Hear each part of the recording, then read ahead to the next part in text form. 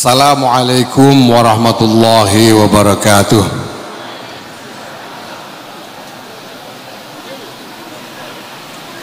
Alhamdulillah wa syukurillah wa salatu wassalamu ala rasulillah Sayyidina Maulana Muhammadin ibn Abdillah wa ala alihi wa sahbihi wa mawalah. Amma ba'd, yang mulia Syekhul Ma'had, guru saya, pengasuh jiwa saya, Kiai Jirjis Ali Maksum, yang kami muliakan Kiai Sayyid Aqil Hussein Al-Munawwar, Kiai Idris Abdul Hamid, yang kami hormati Rois Suriah PWNU Yogyakarta, Kiai Mas'ud Masduki, para kiai yang hadir yang banyak sekali, para nyai juga yang tidak mungkin diabsen satu-satu. Ini karena yang hadir ini bukan hanya kiai-kiai kerapiak saja, tapi kiai-kiai dari jaringan kerapiak di seluruh Indonesia hadir di sini. Sampai ke pokoknya semua yang merasa punya klaim kepada Mbah Ali semuanya hadir di sini. Maka ada Gus Zaim Ahmad Syakir, ada Kiai Syiabuddin Ahmad Syakir merasa ikut punya Kiai Ali, ponakannya. Para masyayikh dan asatidz pondok pesantren kerapiak, alhamdulillah saya sendiri sebetulnya juga merasa punya klaim atas Mbah Ali karena saya sudah ikut Mbah Ali sejak kanak-kanak di sini, sehingga saya hampir merasa atau gede rumangsa menjadi bagian dari keluarga kerapiak ini sendiri. Alhamdulillah, ini nikmat yang luar biasa khusus untuk saya maupun untuk semua yang ikut merasakan asar barokah dari pondok kerapiak ini. Kiai Ali Maksum ini kiai yang unik. Sebagian orang mungkin menganggap eksentrik, karena Kiai Ali ini oleh santri-santrinya, santri-santri Mbah Ali itu kalau nyapa bukan kiai tapi pak. Jadi ayah saya, paman-paman saya ini kalau menyebut Mbah Ali itu Pak Ali, bukan Kiai Ali. Dan ketika saya ikut mondok di kerapiak ini, senior-senior semua juga menyebut beliau dengan Pak Ali. Kiai, bahkan Kiai Warsun misalnya itu juga menyebut Mbah Ali dengan Pak Ali, sehingga memang agak unik. Di mana-mana kiai itu ya kiai, santrinya menyebut kiai, Romo Yai, Mbah Yai, ini Pak Ali. Sampai-sampai suatu ketika diledek oleh kakek saya, Kiai Bisri Mustafa, karena beliau berdua memang sahabat yang sangat dekat, bahkan sudah merasa seperti saudara, karena saya sendiri menemukan catatan dari kakek saya Kiai Bisri Mustafa bahwa ketika kakek saya umur 8 tahun diajak haji oleh ayahnya, yaitu Haji Zainal Mustafa, bersama-sama dengan ibu dan adik-adiknya, ada 4 orang. Dan tepat ketika hendak kembali ke tanah air menunggu kapal berangkat di Jeddah, Haji Zainal Mustafa ini sakit keras sehingga nazak dan kemudian wafat di Jeddah, sehingga yang pulang tinggal janda dengan 4 orang yatim. Kakek saya yang sulung baru berumur 8 tahun bersama adik-adiknya, dan kemudian yang menjaga mereka yaitu Mbah Siti Aminah dengan anak-anaknya ini di kapal sampai ke tanah air, sampai kembali ke Rembang, itu adalah Mbah Maksum Lasem. Sehingga ada hubungan yang luar biasa dekat, ya. Sampai-sampai kakek saya itu karena merasa sangat dekat kepada Mbah Maksum, itu berani menggoda Mbah Maksum.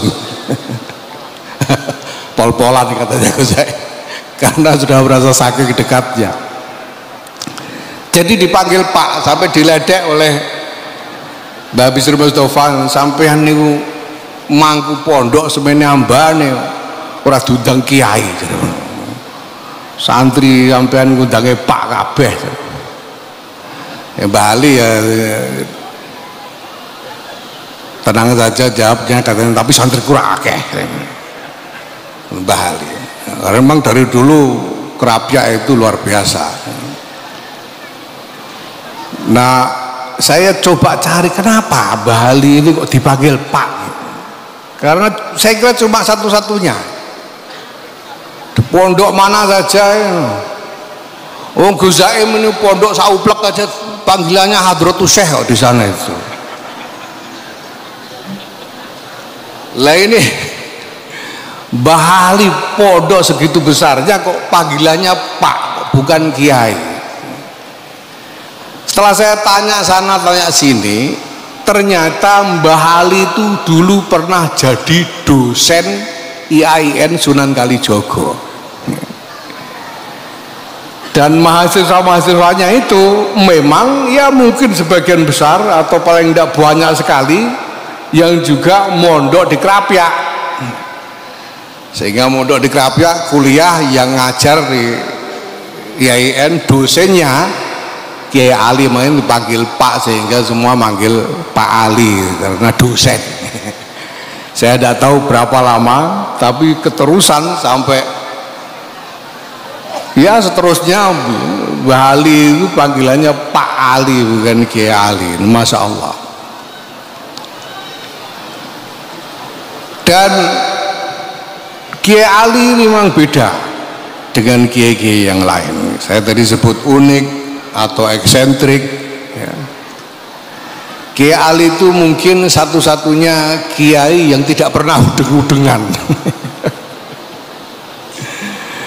Kalau bawa serban paling-paling disampirkan di pundak gitu, tapi tidak pernah udeng-udengan. Bahkan sering kalau di majelis itu ya kopiahnya malah dicopot, Mbak Ali itu sambil terus kukur-kukur sambil menggaruk-garuk mustoko beliau itu, ya. Dan saya merasakan dalam bergaul dengan santri pun Mbah Ali itu sebetulnya sangat egaliter. Santri itu diperlakukan dengan sangat egaliter, ya. Saya sendiri merasakan, saya datang sebagai kanak-kanak, saya baru umur 12-13 tahun, ya.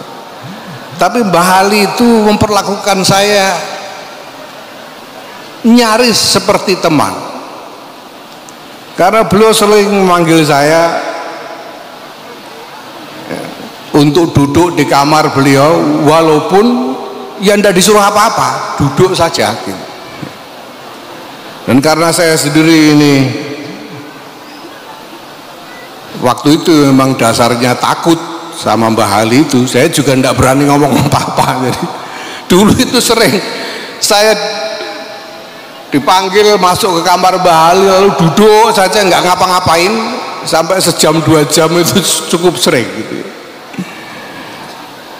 Hanya karena Mbah Ali mengatakan kepada saya, kowe wajib parek karo aku, mergo mbahmu mbiyen parek karo aku. Hanya itu saja, sehingga saya sering begitu kan. Tapi saya melihat juga Mbah Ali dengan ya teman-teman yang lain, bahkan yang lebih junior dengan saya, itu juga sangat egaliter. Tadi Kiai Muslim Nawawi menyebut perlunya sorogan matematika, fisika dan lain-lain. Ya. Kiai itu sudah kejadian dulu itu, zaman saya itu. Jadi ada anak yang kebetulan memang kendel anaknya ini. Ya, masih kanak-kanak baru lulus SD, dipondokkan ke sini, lalu sama Mbah Ali didhawuhi, kowe nek bar subuh sorogan yo le Mbah Ali. Lah anak ini berani nanya dia, sorogan niku nopo? Sorogan niku nopo? Sorogan niku kowe maca kitab ning ngarepku dari Mbah Ali. Kitab niku nopo? Saya memang nggak paham sama sekali ada. Kitab itu ya buku. Lah buku ini pun nopo? Mungkin Mbah Ali ya mungkin sudah tidak tahu gimana caranya ngomong sama anak kecil kayak begitu. Bilang sakarmu. Nah kebetulan anak ini sorogan di sebelah saya sorogan itu. Nah saya sedang sibuk baca kitab yang saya pakai sorogan itu, tiba-tiba saya dengar di sebelah saya itu anak ini, Pulau Buton menghasilkan aspal katanya. Saya kaget, ini apa ini? Saya lirik ternyata dia itu bawa buku biografi kelas 1 SMP. Jadi ketika Mbah Ali juga cuma senyum aja, mungkin habis itu dipanggil lagi lalu baru disuruh ngaji kitab yang lain, ditunjuk mungkin yang senior untuk nuntun dan sebagainya. Tapi sudah kejadian itu, ada paling tidak ada sorogan geografi itu sudah pernah sama Mbah Ali. Nah Krapyak ini Bapak Ibu sekalian yang saya hormati, pertama saya kira sudah jelas keramatnya dan sudah semua orang merasakan asar dari keramatnya. Tapi ada nikmat yang juga tidak kalah besarnya, bahwa para masyayikh Krapyak ini adalah ulama-ulama yang visioner.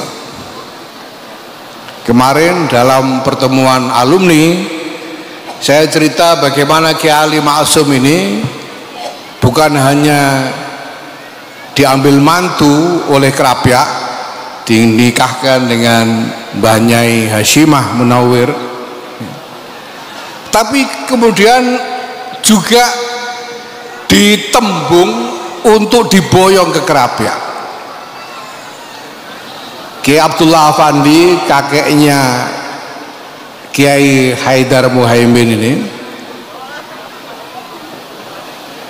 datang ke Lasem dan mohon kepada Mbah Maksum untuk memboyong Kiai Ali ke Krapyak.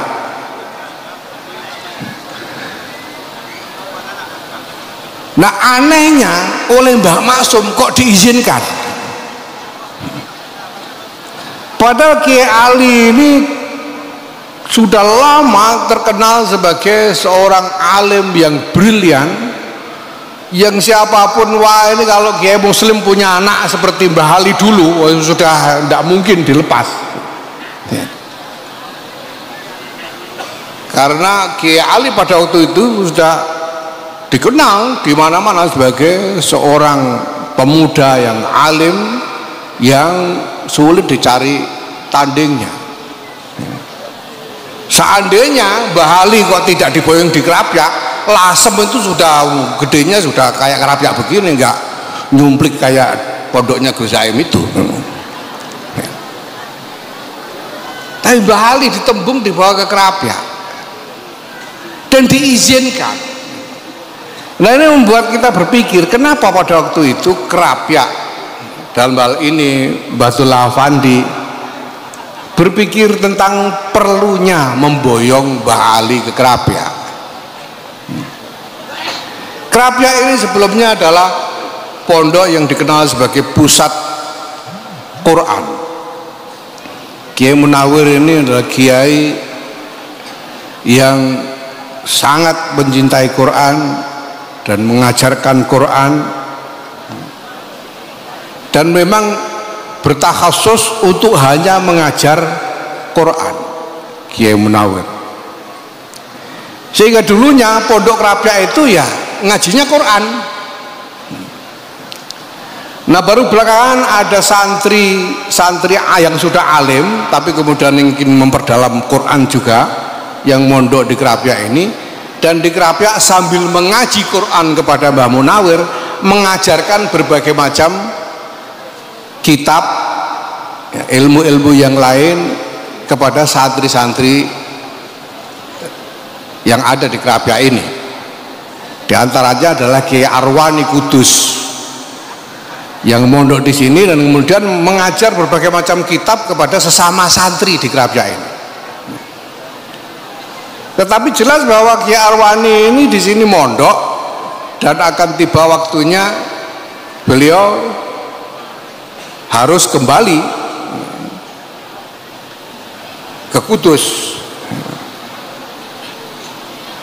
Nah sementara mungkin kemudian para masyayikh Krapyak khususnya Mbah Abdullah Afandi ini berpikir diperlukan ada orang yang mukim di Krapyak secara permanen dan mengajarkan berbagai macam ilmu selain Quran. Bapak Ibu sekalian saya hormati, ini adalah pemikiran yang sangat fundamental, dari para masyayikh kita, yaitu bahwa para masyayikh ini memandang Quran ini harus bisa berfungsi bukan hanya sebagai qiraah dan sum'ah, tetapi harus berfungsi sebagai imam. Karena pitakon kubur itu, pertanyaan mungkar nakir tentang Quran itu pertanyaan tentang imam. Ma imamuka, dan doa-doa khataman Quran itu kita memohon agar Quran dijadikan imam kita. Imam ini berarti harus diikuti. Kalau harus diikuti berarti harus dipahami. Nah untuk memahami Quran inilah kemudian dibutuhkan ilmu, berbagai macam ilmu yang lain, ilmu tentang bahasa, ilmu tentang tafsir, ilmu tentang sunnah hadis, sunnah Rasulullah Muhammad SAW dan sebagainya, ilmu syariat dan lain sebagainya. Ini sebagai wasilah untuk menjadikan Quran sebagai imam.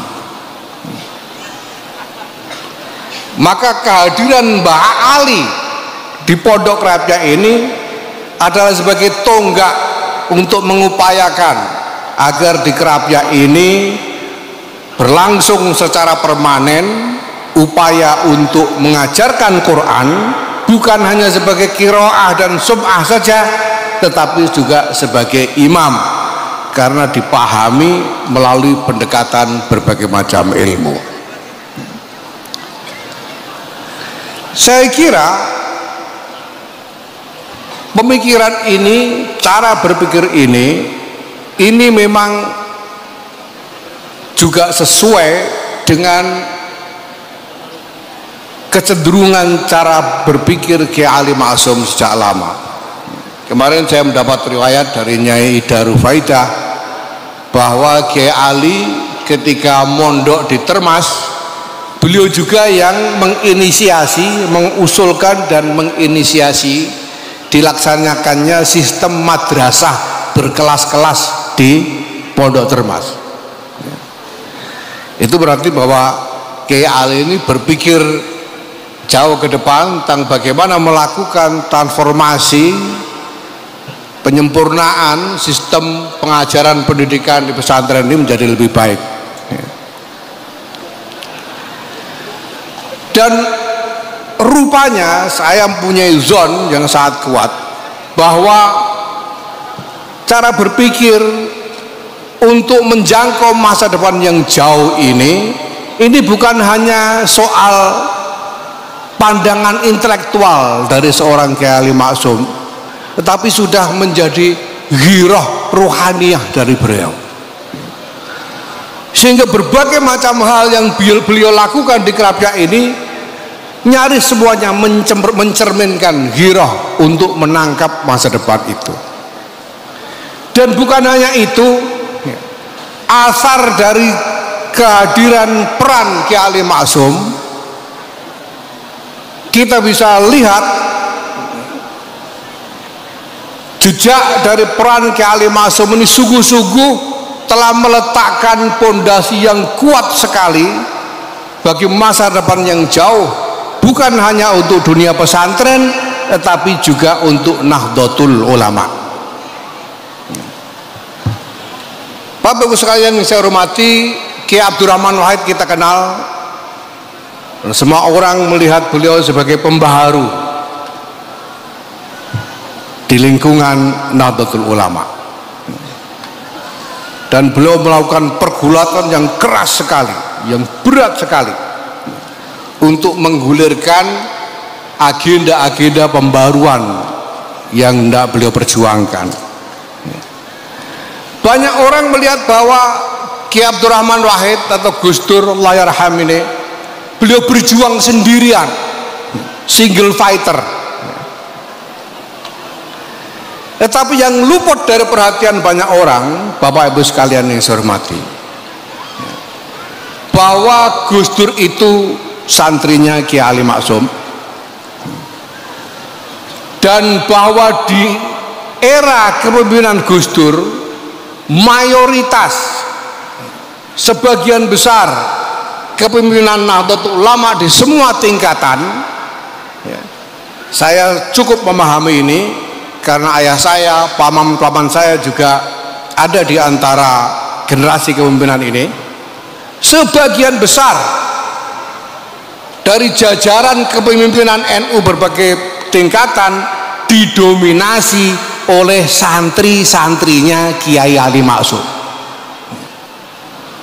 dan saya yakin mereka inilah yang menjadi tulang punggung penyangga perjuangan Kiai Abdurrahman Wahid di dalam Nahdlatul Ulama. Sehingga ketika menjelang muktamar di Krapyak yang ke-27, muktamar ke-28 di Krapyak tahun 1989, waktu itu orang-orang Jakarta sudah ramai mengatakan Gus Dur habis, Gus Dur pasti akan rontok dari kepemimpinan NU. Semua orang mengatakan begitu. Tetapi apa yang terjadi ketika muktamar digelar di sini? Gus Dur terpilih kembali secara aklamasi. Saya berkeyakinan ini karena sebagian besar jajaran kepemimpinan NU didominasi oleh santri-santrinya Kiai Ali Maksum, dan semua orang mempunyai pemikiran pada waktu itu bahwa muktamar di Krapyak itu adalah muktamar yang mungkin terakhir yang ditunggui sendiri secara pribadi oleh Kiai Ali Maksum. Nah, Bapak Ibu sekalian, maka saya ingin katakan bahwa segala kemajuan yang dicapai oleh Nahdlatul Ulama hari ini dan di masa depan, ini semua saya yakin merupakan asar barokah dari perjuangan Hadratus Syekh Kiai Ali Maksum. Kita semua bukan hanya santri-santri yang mengaji langsung kepada beliau dan kepada zuriyah beliau, tapi seluruh warga Nahdlatul Ulama berhutang barokah raksasa yang diwariskan oleh Kiai Ali Maksum.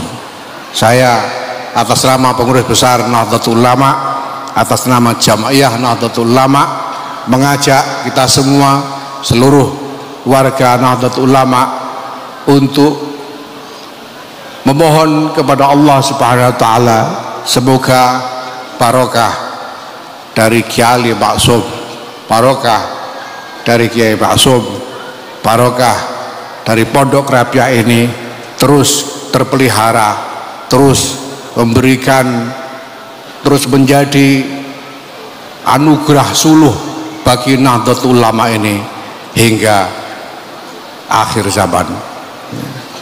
Bapak Ibu sekalian, saya ucapkan selamat kepada para santri yang hari ini mengkhatamkan Quran, dan juga kepada para wali santri atas keberhasilan putra-putranya. Ini adalah satu tonggak dari perjalanan panjang pergulatan dari putra-putra Bapak Ibu sekalian, perjuangan untuk mendidik putra-putri Bapak Ibu sekalian agar menjadi orang-orang yang soleh, yang solihah, yang anfa, ya, linnas. Terima kasih. Wallahul muwaffiq ila aqwamit thoriq. Wassalamualaikum warahmatullahi wabarakatuh.